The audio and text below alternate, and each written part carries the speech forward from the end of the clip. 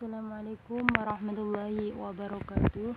Selamat pagi anak-anakku semua. Semoga kalian semua tetap diberi kesehatan dan semangat ya, yang pastinya. Ibu di sini akan menjelaskan tentang pelajaran IPS, yaitu bab melanjutkan pelajaran yang kemarin di semester 1 ya. Untuk kelas 9 ini sekarang kita masuk ke bab 3, yaitu ketergantungan antar ruang dilihat dari konsep ekonomi dan pengaruhnya terhadap kesejahteraan masyarakat. Nah, ini ada tujuan pembelajaran, bisa kalian baca sendiri ya. Tujuan pembelajarannya dapat menjelaskan ketergantungan antar ruang. Nah, itu bisa kalian lihat dan baca sendiri. Kemudian kalian amati gambar berikut ini. Itu ada sebuah armada, yaitu kapal ya. Kalau sudah, kemudian untuk yang pertama kita akan mempelajari ketergantungan antar ruang berdasarkan konsep ekonomi. Yang pertama yaitu pengertian dari produksi. Produksi adalah kegiatan menciptakan atau menambah kegunaan suatu barang atau jasa sehingga lebih bermanfaat dalam memenuhi kebutuhan. Adapun tujuan kegiatan produksi ya, di sini menghasilkan barang atau jasa, memperluas lapangan kerja, memenuhi kebutuhan pasar, dan produsen dapat mencari keuntungan sebesarnya. Kemudian faktor-faktor dari produksi yaitu dapat dibagi alam, tenaga kerja, modal, dan kewirausahaan. Lanjut, untuk kalian bisa ketahui 5 negara dengan produksi minyak bumi terbesar di tahun 2016 lalu ya, berarti 5 tahun yang lalu ya. Ini ada negara Rusia, Arab Saudi, Amerika Serikat, Irak, dan Iran. Kemudian 5 negara dengan penghasil padi terbesar, yaitu ada negara Tiongkok, India, Indonesia, Bangladesh, dan Vietnam. Kemudian 5 negara penghasil kelapa sawit terbesar, ada Indonesia, Malaysia, Thailand, Kolombia, dan Nigeria.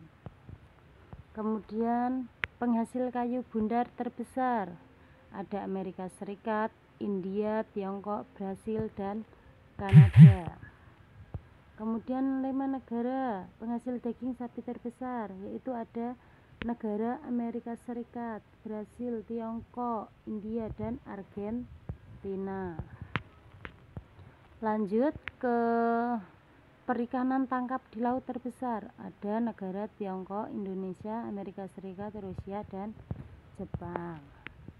Nah, tidak ada suatu wilayah yang dapat memproduksi semua barang atau jasa yang dibutuhkan. Suatu kegiatan produksi membutuhkan wilayah lain dalam memenuhi kebutuhan produksinya. Jadi untuk negara, makanya itu ada sebuah ekspor dan yang namanya ekspor dan impor, itu saling, kalau di sini tukar barang ya.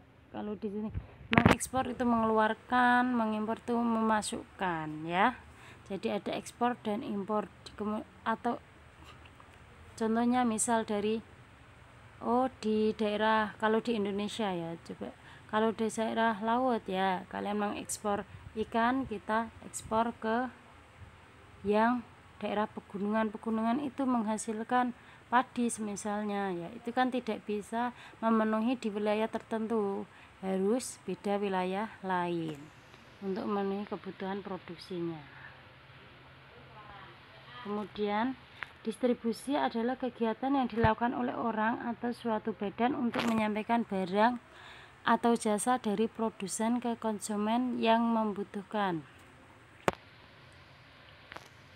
Salah satu aktivitas penting dari kegiatan ekonomi adalah distribusi barang antar daerah. Distribusi menjadi faktor penting dari ketersediaan barang di berbagai daerah. Jadi kalau tidak ada kegiatan ekonomi dari distribusi barang, ya nanti akan menghambat faktor dari distribusi tersebut. Kemudian ya ini ada faktor pendorongnya.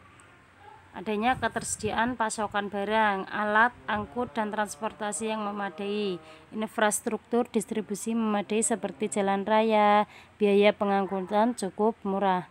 Jika alat angkutnya dan transportasinya tidak ada, maka ya tidak akan jalan yang namanya distribusi antar daerah itu. Barangnya tidak ada, ya tidak akan terjadi distribusi tersebut.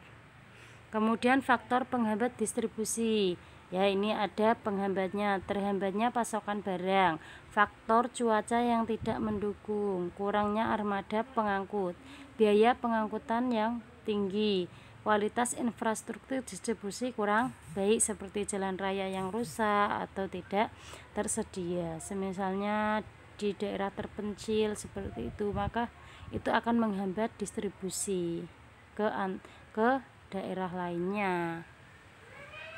Kemudian alat transportasi yang sangat penting internasional ya, tapi ini ada kapal laut dan pesawat terbang. Kalau hanya mobil, kalau ke internasional itu tidak bisa. Kalau hanya antar daerah itu bisa dari mobil, motor, tapi kalau sudah ke internasional itu yang terpenting yaitu kapal laut dan pesawat terbang. Kemudian kegiatan distribusi bertugas untuk apa? Untuk menyampaikan suatu barang atau jasa kepada konsumen yang membutuhkannya. Kegiatan distribusi ini dibutuhkan untuk mendekatkan daerah yang berjauhan. Sudah, sampai ini dulu untuk yang pertama kali Ibu jelaskan. Semoga kalian paham, dan untuk tugasnya silakan kalian catat apa yang Ibu jelaskan tadi ya, apa yang Ibu jelaskan tadi dan pahami. Jika belum paham silahkan nanti komentar di kolom komentar di kolom komentar bawah ini, dan ketika sudah paham kalian juga harus komentar paham dan ketikkan nama kalian.